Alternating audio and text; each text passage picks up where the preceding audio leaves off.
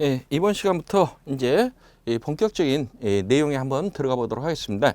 우리 교재 내용 들어가기 전에 가장 먼저 전체적인 식물의 생활한이라는 걸 한번 보고 가도록 하겠습니다.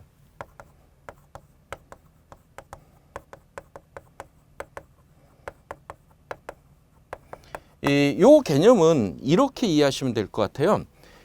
실제적으로 우리가 어떠한 작물을 재배한다 하는 것은 야생에서 식물이 혼자 스스로 크는 이런 게 아니고 인간이 뭔가 인위적으로 어떠한 그때그때 이 역할을 해준다, 이런 개념이 재배의 개념이에요. 그러면 이 식물이 종자로부터 싹이 나오고 꽃이 피고 그리고 열매를 맺고 다시 죽는 이 한 사이클을 알면 이 사이클에 따라서 이 인간이 어떠한 역할을 해줄 건지 요것을 체크를 하시면 가장 공부하시는데 도움이 될 것 같은데, 먼저 이 식물의 종자를 보면 크게 두 가지 형태의 종자를 볼 수가 있습니다. 이런 형태가 있죠. 그래서 이 식물의 종자는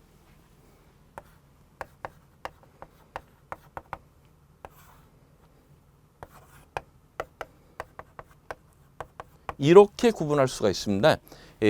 배하고 배유. 그래서 배 안은 장차 싹이 나와서 식물체로 성장할 부분이 되겠고요.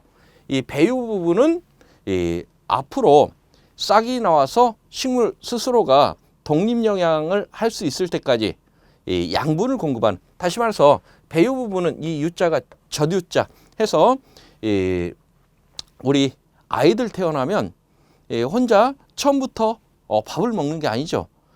제일 먼저 뭐 먹어요? 모유 못 먹으면 우유 해서 이렇게 분유나 모유를 먹어야 되는데, 이건 실제 아이가 밥을 먹어서 이 양분 흡수를 할 수가 없더란 얘기예요. 그래서 어느 정도 자랄 때까지는 이 모유를 먹게 되는데, 이 배유는 모유의 역할을 해주는 그러한 역할이고, 배아는 이 장차 싹이 식물체로 자라는 역할.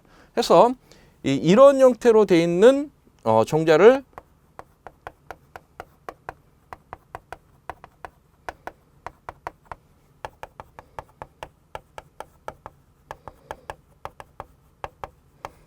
단자엽 식물이라고 얘기를 하고요. 이 형태를 쌍자엽 식물이라고 표현하고 있습니다. 그래서 단자엽이냐 쌍자엽이냐 이렇게 나누는 것은 싹이 나오는 형태가 서로 다르더란 얘기예요. 그래서 단자엽은 이런 형태, 쌍자엽은 이런 형태. 그래서 단자엽이라는 얘기는 싹이 단 하나만, 그래서 외떡잎 식물 이렇게 표현하고요. 쌍자엽은 잎이 두 개가 나왔죠. 그래서 쌍떡잎 식물 이렇게 표현하고 있습니다. 그런데 봤더니 이 배유의 형태가 서로 달라졌어요. 그래서 이렇게 싹이 하나 나오는 단자엽 식물은 다른 표현으로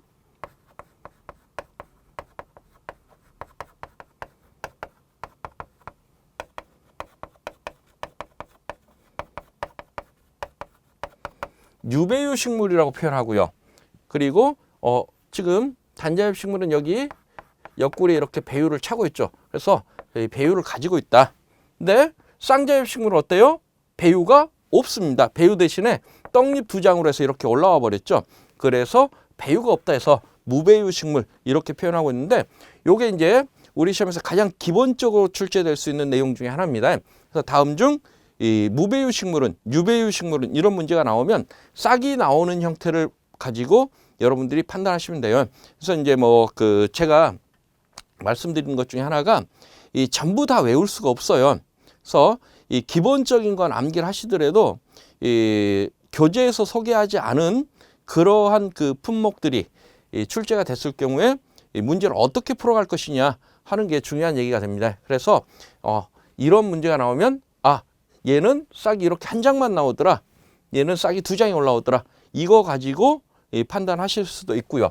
그리고 또 하나 판단할 수 있는 근거가 뿌리의 형태입니다. 그래서 이렇게 이 뿌리 형태를 봤더니 단자엽 식물은 수염처럼 수염 뿌리 형태로 이렇게 나오고요. 그리고 쌍자엽 식물은 어때요? 주근에 측근이 붙는 이런 형태. 그래서 형태를 보고 일단 판단을 하시면 되겠습니다. 그리고 나서 이렇게 싹이 나오면 점차 자라가겠죠. 근데 자라는 위치도 다르더란 얘기예요. 그래서 이 자란다.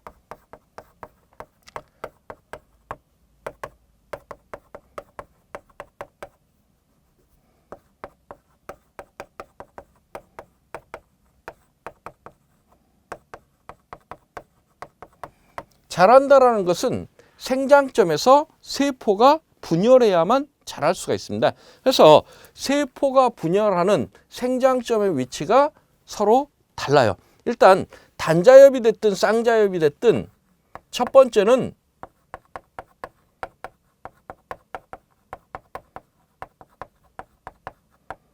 정단 분열 조직 해서 정단, 맨 끝을 이야기를 하죠. 그래서 맨 끝에는 이렇게 세포가 새로 만들어지는 이 생장점을 가지고 있더라. 그래서 이 세포가 새로 만들어지기 때문에 위로 키도 크고 그리고 아래로 뿌리도 뻗어 내려가는 이 정단 분열 조직이라는 게 있고요. 그리고 이 단자엽 식물과 쌍자엽 식물의 이 단면을 이렇게 잘라놓고 봤더니 단자엽 식물은 이런 형태로, 쌍자엽 식물은 줄기의 단면이 이런 형태로 구성이 되어 있습니다. 그래서 지금 이 부분이 수분과 양분이 지나가는 이 통로가 되는데 이러한 수분과 양분이 지나가는 통로를 잘라놓고 봤더니 이 구성이 다르게 돼 있어요. 그래서 지금 이렇게 돼 있는 거, 갈대 같은 경우나 벼 같은 경우에는 갈대를 딱 잘라서 단면을 보면 구멍이 숭숭 뚫려 있거든요. 그래서 이런 형태인 경우하고 나무 같은 경우는 이런 형태로 돼 있죠. 그래서 지금 이렇게 환상으로 이렇게 이루고 있는 것을 우리가 형성층이라고 표현하는데, 이 형성층이 세포가 새롭게 분열되는 이 분열 조직입니다. 그래서 이 쌍떡잎 식물은 위로도 키가 크고 아래로 뿌리도 뻗지만은 옆으로도 뚱뚱해져요. 그래서 이 옆으로도 뚱뚱해질 수 있는 이유가 이런 형성층이라는 세포 분열 조직을 갖고 있기 때문이다. 하지만 뭐 갈대라든가 또는 벼 같은 경우에는 키는 크지만 옆으로는 안 뚱뚱해져요. 왜 안 뚱뚱해져요? 이런 형성층이라는 조직을 가지고 있지 않더란 얘기예요. 그래서 세포가 옆으로 커질 수 있는 분열 조직을 갖지 않기 때문에 단자엽 식물은 옆으로는 생장을 하지 않더라.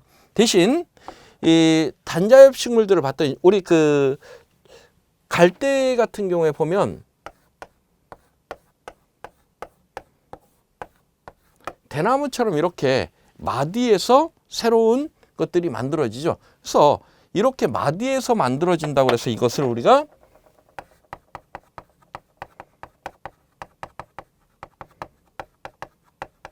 절간 분열 조직 이렇게 표현하고 있거든요. 그래서 마디 절자. 그래서 이 마디에 세포가 분열하는 생장점을 가지고 있습니다. 그래서 각각 단자엽 식물과 쌍자엽 식물의 이 생장점이 어떻게 구성되느냐, 그리고 이 생장점에서 세포가 분열되어야만 이 생장이 진행되더라 하는 것을 먼저 하나 체크하시고요. 이렇게 이제 자라다 보면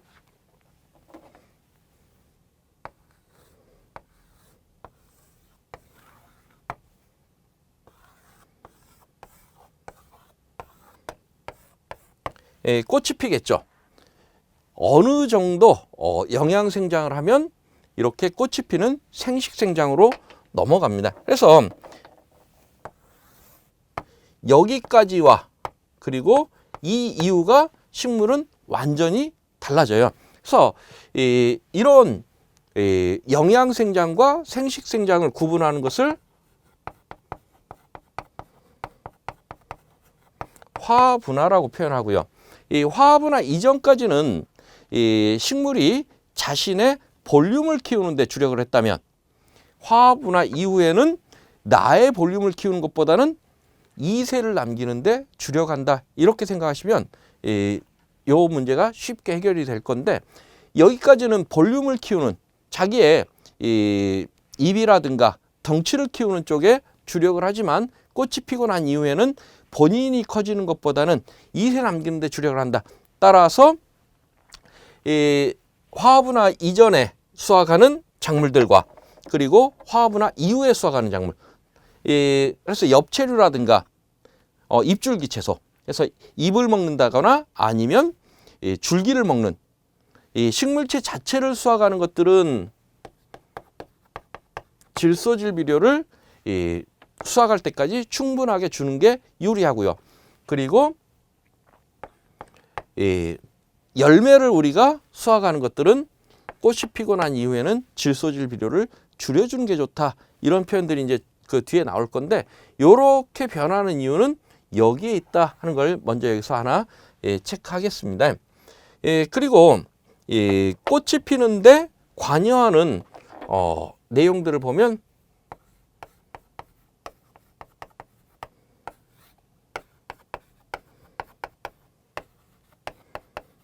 요 이제 뒤에서 하나씩 나올 거예요. 시엔율, 식물체 내 탄소와 질소의 비율과 일장. 일장이라는 것은 밤과 낮의 길이를 의미합니다. 그래서 경우에 따라서는 봄부터 여름에 피는 꽃, 그리고 가을에 피는 꽃이 서로 달라요. 그래서 봄부터 여름까지 피는 꽃을 봤더니 그러면 얘가 어떻게 계절을 알고 꽃을 피느냐 했더니 밤과 낮의 길이를 느껴서 꽃을 피우더라는 얘기입니다. 그리고 온도, 이제 춘하철이라는 개념이 뒤에서 나올 건데, 식물체는 특정한 시기에 특정한 온도대를 거쳐야만 나중에 꽃이 피는 이러한 성질을 가지고 있는 것들이 있습니다. 그래서 이러한 내용들도 하나 체크하시고요. 그리고 이렇게 꽃이 피었는데 이 꽃에 봤더니 요게 이제 암술, 이걸 수술. 그래서 암술과 수술, 꽃잎, 꽃받침 이렇게 모두 갖춘 꽃을 우리가 갖춘 꽃, 완전화라고 표현하고요. 요 네 가지 중에 암술, 수술, 꽃잎, 꽃받침 중에 하나라도 없으면 불완전화라고 표현하고 있습니다. 근데 이제 대부분 없으면 이 암술 또는 수술만 없겠죠. 그래서 이렇게 암술과 수술을 이 꽃 한 송이에 모두 갖춘 꽃, 이 완전화는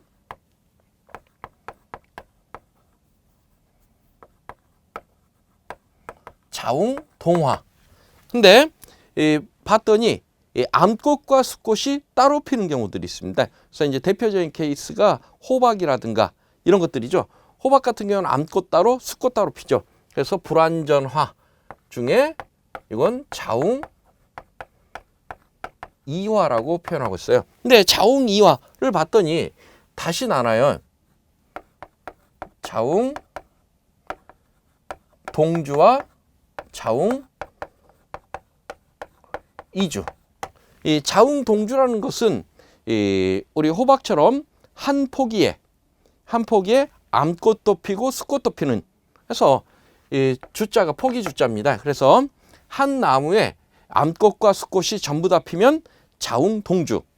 그럼 자웅이주 그러면요, 암꽃과 수꽃이 서로 다른 나무에 피는 경우.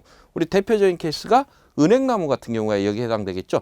은행나무 같은 경우에는 이렇게 암나무하고 숫나무가 별도로 있어서 은행이 열리는 나무에만 은행이 열려요. 그래서 이 암나무에서만 은행이 열리더라. 그래서 그런 경우를 자웅이주라고 표현합니다. 그러면 이렇게 꽃이 폈을 때 이 암수를 봤더니 요것을 주두라고 표현하고요. 여기를 자방이라고 표현하고, 수술은 이게 화사, 그리고 여기를 약이라고 표현하고 있습니다. 그러면 이렇게 꽃이 펴서 약에 있는 꽃가루가 주두에 가서 이렇게 묻습니다. 이렇게 약에 있는 꽃가루가 주두에 가서 묻는 요것을 수분. 그러면 이렇게 주두에 가서 묻으면 꽃가루에서 꽃가루 관을 뻗어서 정액을 2개를 내려보냅니다. 그래서 정액 2개가 꽃가루 관을 타고 자방 안으로 이렇게 그 정액이 2개가 침입을 하게 되면 여기에서 이제 난액하고 만나겠죠.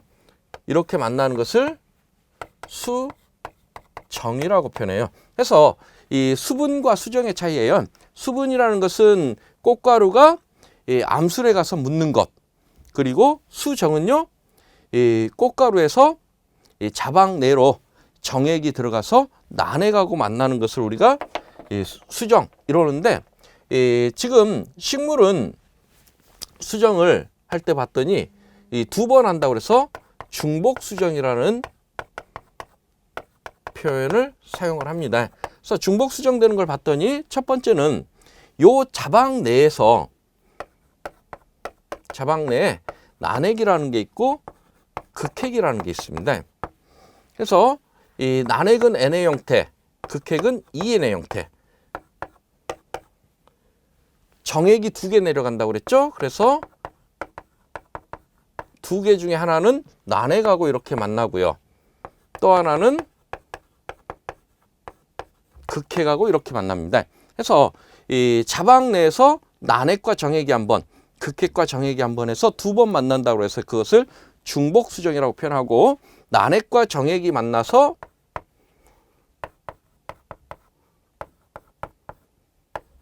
배아를 이루고요. 그리고 극핵과 정액이 만나서 배유를 이룹니다. 그래서 우리가 그 최초 맨 끝 그림에 단자엽식물, 쌍자엽식물의 종자를 봤더니 배화와 배유로 이렇게 이루어지더라 했는데, 각각 이렇게 만들어지는, 그래서 난액과 정액, 배화, 극핵, 정액, 배유. 그래서 난액은 이 NA 형태, 정액도 NA 형태, 극핵은 ENA 형태, 그리고 배화는 EN, 배유는 3N. 그러면 N이니 EN이니 이렇게 우리가 나누고 있습니다. 요 차이는 세포 분열과 관련이 있는데, 유전자가 이렇게 한 쌍으로 만들어져 있어요. 그래서 이렇게 한 쌍으로 만들어져 있다고 해서 이것을 EN이라고 표현하고 있고요. 근데 이게 세포 분열을 하게 되면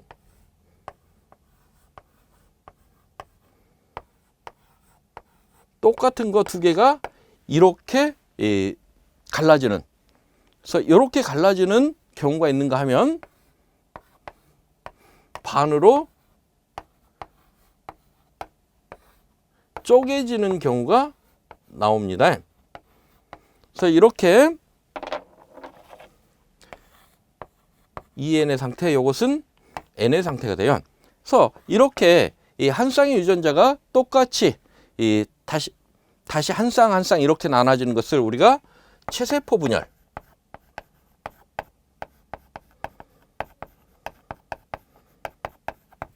이렇게 표현하고 있고요. 근데 지금 이 경우에는 반으로 쪼개졌죠. 반으로 쪼개졌다고 그래서 감수 분열 이렇게 표현하고, 이 감수 분열은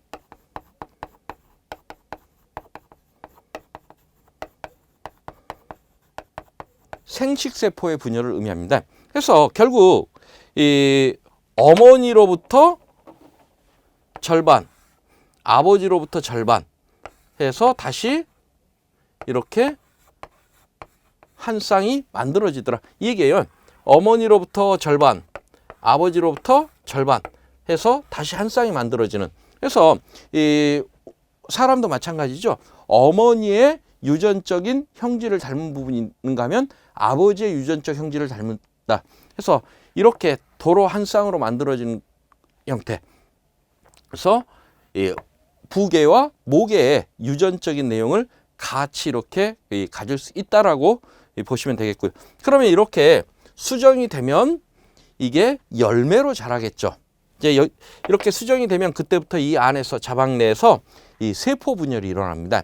세포가 분열되면서 이제 열매가 생기기 시작하는데 우리가 과일을 봤더니 이 순수하게 이 자방만 자라서 이 과일이 있는가 하면 자방 외에 다른 부분이 이렇게 포함돼서 이 과일이 되는 것들이 있습니다. 그래서 이것을 이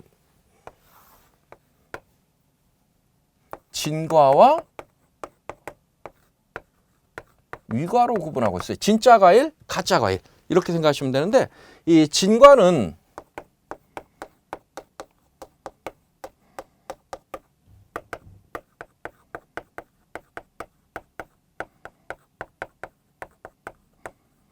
이렇게 구분하죠. 이 진과는 자방만 자라서 이 과일 우리가 먹는 부위가 되면 진과, 위과는 자방하고 자방 윗부분. 그래서 이제 실제적으로 그 뭐 복숭아라든가 이런 것들은 이 자방만 자랍니다. 요 부분 우리가 그 복숭아 먹는 부분이 이 자방이 자라서 이 먹는 부분이 되는 경우고요. 그리고 위가 사과라든가 배 같은 경우에는 이 사과 배는 이런 형태로 생겼어요. 이렇게 생겼죠. 잘라놓고 봤더니 그러면 요 부분이 자방입니다. 그러면 우리가 먹는 이 과육 부분요. 요것은 꽃받침. 화탁이 비대해서 우리가 먹는 과육이 되더라. 그래서 이 과일이 이 수정 이후에 과일이 자라는 형태를 봤더니 이 그냥 자방만 자랐는지 아니면 자방 외에 다른 부분이 이 같이 자랐는지 거기에 따라서 진짜 과일과 가짜 과일을 이렇게 구분하는 경우들이 나타난다. 그래서 이 다음 중 진과는 위과는 이런 형태의 문제가 또 매우 자주 출제되는 이 내용 중에 하나입니다. 그래서 이렇게 자라서 이 수정이 되고 배화와 배유를 만들어서 다시 하나의 종자를 형성하게 되는데 이렇게 종자가 형성됐습니다. 그래서 이렇게 종자가 형성된 종자를 우리가 이 수확을 해서 그대로 다시 파종을 했더니 싹이 나올까요? 안 나올까요? 나오는 경우도 있지만 바로 안 나오는 경우도 있더란 얘기예요. 그래서 이렇게 종자를 가지고 다시 맨 앞으로 가겠습니다. 맨 앞으로 와서 이 종자를 파종을 해서 이렇게 새로운 식물체를 만들어내야 되는데 이 새로운 파종을 해서 새로운 식물체, 이 발화가 바로 되는 경우가 있고 바로 되지 않는 경우들이 있는데 그걸 봤더니 이 식물은 휴면이라는 걸 합니다. 이 휴면이라는 건 사람으로 이야기하면 이 잔다라고 생각을 하세요. 그래서 이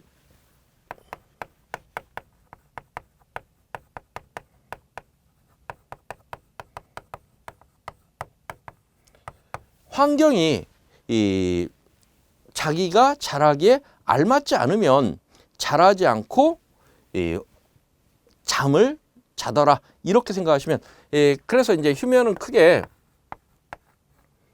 종자가 휴면하는 경우 그리고 식물체가 휴면하는 경우 종자 휴면보다는 식물체 휴면이 여러분들이 이해하시기가 훨씬 더 수월할 거예요.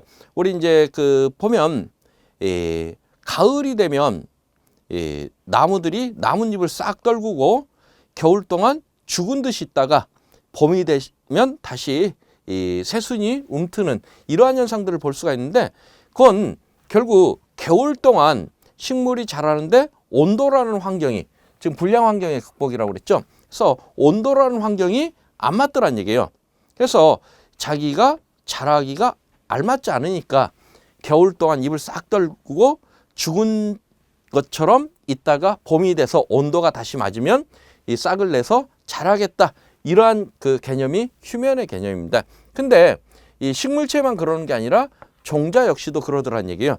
종자도 어떤 이 휴면을 하는 바로 채종을 해서 종자를 수확해서 바로 파종을 하게 되면 싹이 잘 안 나와요. 안 나오는 이유들을 보면 여러 가지 이유들이 있는데 뭐 경우에 따라서는 이 종자가 미숙했다. 이런 경우에는 어느 정도 시간이 지나서 후숙이 되면 싹이 나올 준비가 되는 경우도 있고요.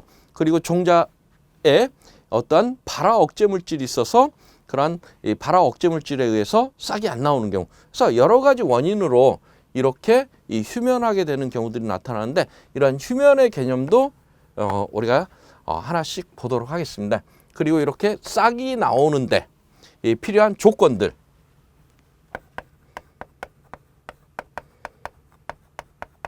그래서 이 싹이 나오는데 필요한 조건들을 보면 첫 번째가 수분입니다. 그래서 모든 종자는 이렇게 수분이 공급돼야, 이쪽 배에 수분이 공급돼야 그때부터 싹이 나올 준비를 하고요. 두 번째는 온도가 맞아야 돼요. 그래서 온도가 맞지 않으면 싹이 안 나오더라. 그래 지금 종자 휴면의 환경적 영향들을 의미합니다. 그리고 세 번째는 산소. 그래서 발화하는데 산소가 필요하더라. 그래서 이 세 가지 수분이나 온도, 산소는 모든 종자에 공통적으로 필요한 종자가 환경이 되겠고요. 네 번째는 광이 관여를 하는 경우도 있는데,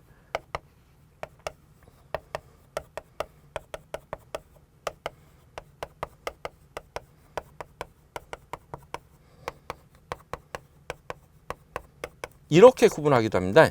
호광성 종자냐, 혐광성 종자냐, 또는 광무관 종자냐. 여기서 호광성 종자라는 얘기는 이 종자가 발화하는데, 싹이 나오는 데 있어서 광이 있어야만 싹이 나오는 경우. 혐광성은요, 그 반대겠죠. 광이 있으면 싹이 잘 나오지 않고 반대로 암 조건, 어두워야만 싹이 나오는 경우. 그리고 광무관 종자, 이렇게 표현하면 광이 있으나 없으나 관계없이 싹이 나오더라. 그래서 우리가 이러한 종자를 가지고 식물체로 키워내기 위해서는 이러한 조건들을 맞춰줘야 됩니다. 그래서 이렇게 각 식물이 종자에서부터 자라고 꽃이 피고 다시 이 종자를 맺는 이러한 사이클을 가지고, 이 사이클을 여러분들이 먼저 생각을 해 놓으시고, 각 사이클에 그러면 요때는 우리가 여기서 이렇게 넘어가는 조건이다 그러면 요 발화 조건에 맞춰서 그 종자가 뭐 호광성 종자면 광을 노출해서 수분, 온도, 산소를 맞춰주면 되겠고요. 혐광성 종자라면 이 암 조건에서 수분, 온도, 산소를 맞추면 이렇게 싹이 나올 것이다. 그리고 싹이 난 다음 자라는데 어떠한 환경 조건을 만들어줘야 잘 자랄 것이냐. 이러한 그 각 조건들에 따라서 인간이 식물한테, 작물에 어떠한 역할을 해줄 것이냐 하는 게 재배라는 개념입니다. 그래서 지금 그 원예학이라든가 원예작물학, 재배학, 이러한 과목들을 여러분들이 공부하실 때 가장 그 힘들어하시는 첫째가 그거예요. 첫 번째가 외운다는 거. 그래서 앞에서 외우고 조금 시간이 지나면 뒤에서 또 외우고 있어요. 그리고 시간이 좀 더 몇 페이지 넘겨서 보면 똑같은 내용이 또 나오는데 또 외워요. 그리고 나서 이제 한두 번 이렇게 두세 번 외우다 보면 이제 뒤쪽 가면 그러죠. 이거 어디서 보긴 본 것 같은데 하면서 또 나오면 또 외우고 있어요. 그래서 그러다 보면 어때요? 똑같은 문제가 우리 그 교재 내용하고 똑같은 내용이 출제가 안 되고 다른 내용, 다른 내용이나 응용된 문제가 출제가 되면 실제 문제 해결이 안 되는 경우들이 의외로 많습니다. 그래서 교재에서 모든 작물을 다 다룰 수는 없거든요. 그러니까 왜 이렇게 되는지 원칙적인 부분들을 그래서 한 사이클을 가지고 원칙적인 부분들을 여러분들이 미리 체크를 하시고 각 단계별로 인간이 어떤 역할을 해줄 것이냐, 그리고 그러한 역할을 하는데 어떠한 기술이 필요하느냐, 이러한 부분들을 체크를 해가면서 공부를 하셔야만 조금 암기량도 조금 줄일 수가 있고요.